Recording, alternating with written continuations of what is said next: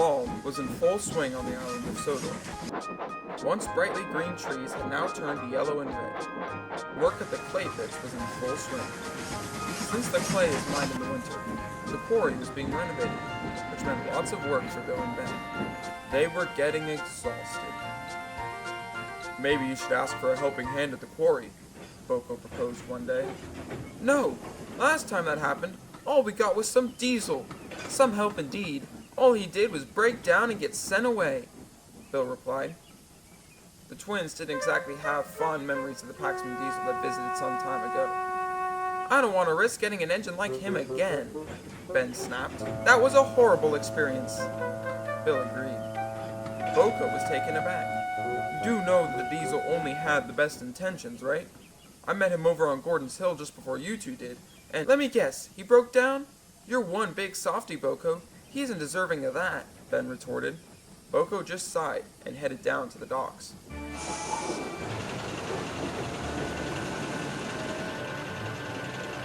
Later that day, the quarry manager had some bad news. "Boko has had an accident at the docks. He'll be at the works for a very long time." Bill and Ben felt sorry for the big green diesel. However, their interest quickly switched to who would replace him. "I wonder who will fill in for him. Maybe it'll be one of the big engines?" Ben asked. "Or maybe another diesel from the mainland, like old Toothache." "Oh, forget it. We don't want someone like him," Bill replied. Both twins laughed. The quarry manager was not pleased. "Stop with that nonsense. There will be no replacement for Boko, as none could be found. As such, Ben, you will help with the goods trains on the branch line." "But sir," they said, "what about our work here? I can't manage all of this on my own," Bill added. "You two will be fine," the manager comforted them. "Besides, the workload will die down soon." It didn't. The October fog came earlier than expected. This caused the renovations to take much longer than anticipated. Late one night, Bill had just began to doze off in his shed when the foreman called. "Bill," he yelled, "would you mind taking this train of rubble to the yard first thing in the morning?" "I can't. I'm helping out on the east side," Bill replied, but the foreman took no notice. "We'll just have to wake up earlier than we want to," his driver sighed. Bill groaned as his hopes for a good night's rest were dashed. The fog got thicker. Bill could barely see beyond the outside of his shed. A slight breeze blew over his tanks. He was just getting comfortable and closing his eyes when he heard the whir of a diesel engine followed by the clanking of some trucks. "It's probably just Boko," he yawned, and began to doze off again. Then, he awoke suddenly. A chill ran down his boiler as realization struck him. The whir continued until the truck's clanking faded into the cool autumn air. Bill found it hard to sleep that night. The next morning, Bill was startled by his driver. "Blasted alarm," his driver panted. "I almost forgot about the trucks from yesterday." Bill was awake now, and they both quickly raced over to the sidings, where they found no trucks. Bill looked up, down, left, right, and everywhere, but the trucks were gone. "We have ourselves an early bird here," the foreman hollered as he got out of his car. "You didn't need to get up so early, but your effort is much appreciated." The saddle tank engine had no time to explain as he set to work on the other side of the pits. A few hours later, he had to take another train back down to the yard. Bill couldn't help but feel nervous from the night before, and he and his driver were still left wondering where the trucks went. At the yard, Bill shunted his train into the siding. He was just about to leave when he saw Ben pulling up alongside with the same line of trucks from the night before. "Did you pull those from the quarry last night?" "No, you did. I found them in the siding just over there," Ben replied. "I was shocked by how early you took them." Bill froze. "That can't be," he muttered. "Why not?" Ben asked, confused. "You'd never believe me," Bill chattered, evidently rather shaken. "Something is going on at the clay pits," and he told Ben all about what had happened the night before. "You must be sleepwalking again," Ben chuckled. "You work too hard. Have a good rest." "I know what I heard," Bill cried, but his twin wouldn't listen.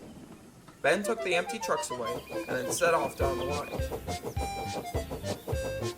Both twins were known to tell tall tales, and Ben thought it was just one more. "Silly Bill thinks it can scare me," he laughed. "Nothing scares me." However, deep down, he wanted to know just as badly as his brother what had happened. Dusk had begun to fall by the time he got to Wellsworth. When he arrived, the station master had a message for him. "Edward has been delayed at Knapford, and these passengers need to get to the docks before they miss their boat.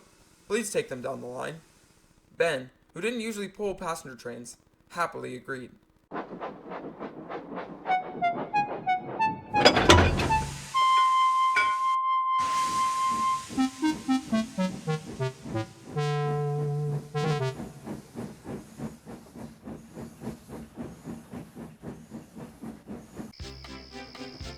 Night had fallen, and the fog returned. Ben would usually be calm, but Bill's story and the weather had put him on edge. The shadows of the trees transformed into strange figures, and the beehives in the orchard took on the appearances of faces. He had just passed the orchard when there was a clank and a thunderous whoosh, and Ben jolted to a stop. His crew came out to inspect him. "Well," said his driver, "that's torn it. Not a chance we'll be moving again tonight." The passengers, who were now almost certain to miss their ship, were getting very angry. "I'll miss my holiday," said one. "I knew this engine wasn't up to snuff," added another. Ben felt very embarrassed.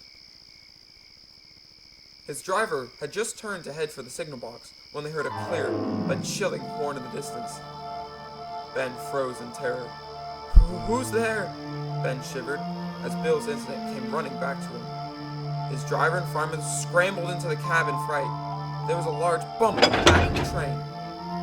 Before Ben began to feel himself move. "Hey, stop it!" Ben cried, but no response came. Whoever it was, they just kept pushing.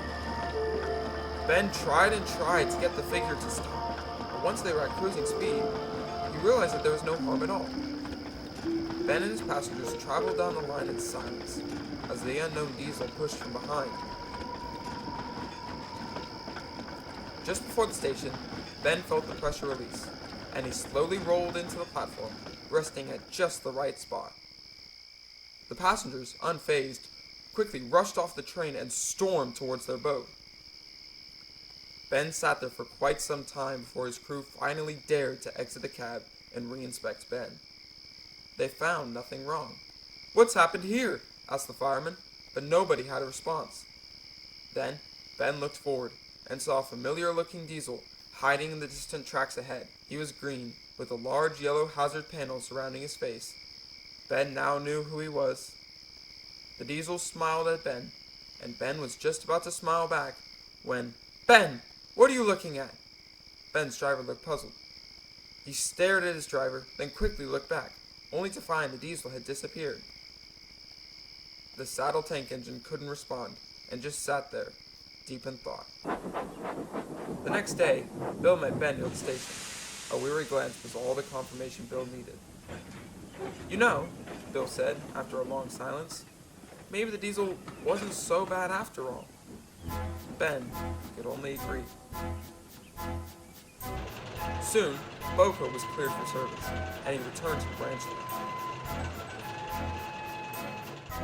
Both twins were glad to see the big diesel back. However, they decided it was best to keep what had happened to themselves. Ben was finally allowed to go back to work at the clay pits, which delighted Bill. With the increased help and the fall fog subsiding, the renovations were completed in peace.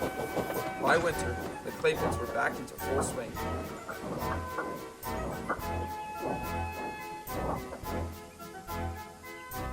Neither twin ever saw the Paxman again, and while on one buffer, they were glad such strange occurrences were over. They longed for the chance to just see him once more, only to say, thank you.